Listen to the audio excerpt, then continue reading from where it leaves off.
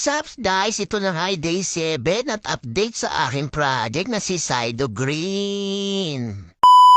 What's up guys? Ngayong araw nga kakabit na muna natin yung crankcase sa pininturahan ko. Pero bago yan, tatagalin muna natin yung malumang gasket at bumili na rin ako ng mga bago. Pati nga pala lining at matic, bumili na rin ako. Siyempre, para pang nabuo na siguradong hindi sliding at hindi delay ang takbo. At ito na nga, sinimulan ko ng kalasin para may matapos tayo. Hilugot ko na yung clutch housing, pati yung primary clutch. Siyempre naman, kailangan natin palitan yung mga ibang part dyan para makasigurado tayo. Bali sa part na hanet, tiyatangal ko na yung matirat-kirang gasket para siguradong walang tagas yung nakabila nila bagong gasket. Nung natapos ko nalinisan yung kabila, ito naman kabila yung nalinisan ko. Kailangan ng taga sa paglinis nito. Nung natapos ko nalinisan, ay sinimula ko na ikabit yung bagong lining na ikakabit natin. Sigurado kasi ako sa tagalan ng toroto yung lining nito ay sliding na rin, kaya papalitan na rin natin ng bago para sigurado. Di ko na nga pinatagal sa video ay naikabit ko na. Pati yung bagong primary clutch ay nakabit ko na. Bali mga bagong gasket na nga rin pala yung nilalagay ko. Sayang kasi kung di lalagay kasama naman yun sa set na binili ko. At ito na nga yung next natin ilalagay yung crankcase sa pininturahan ko doon nakaraan.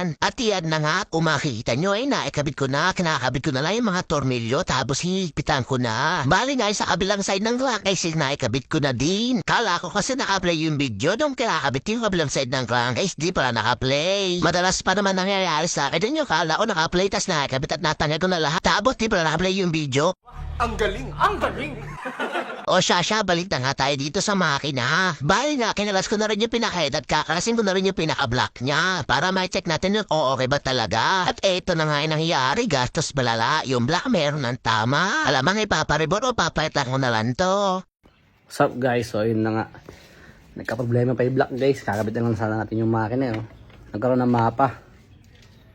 Sa pagkaka-stack niya. Oh. Nagkaroon siya ng mapa. A few moments later.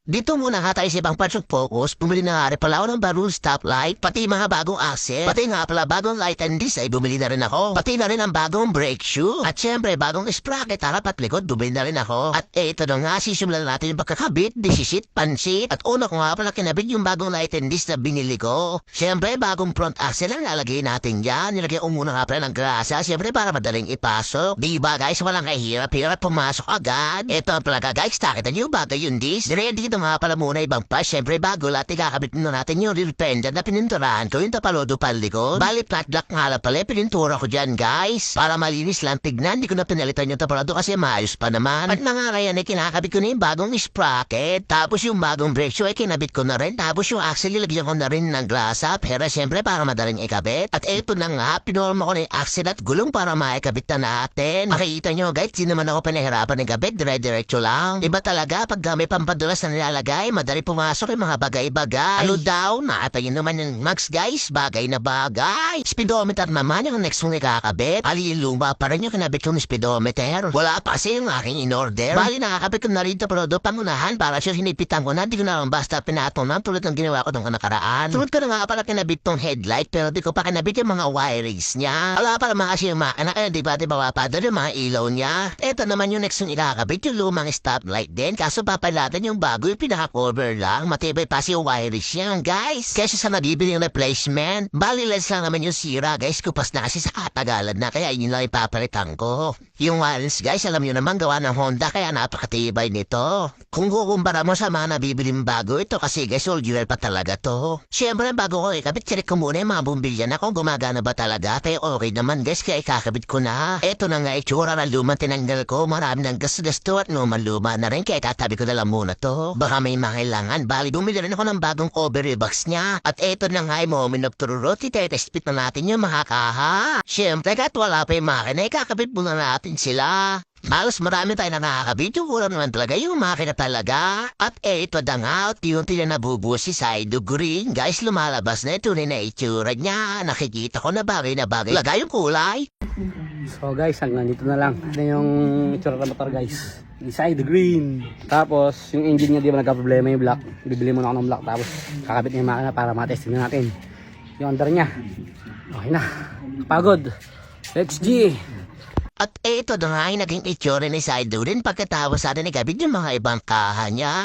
Kahit pa paano yung masasabi mo talaga na talagang malaki na yung pinagbago niya.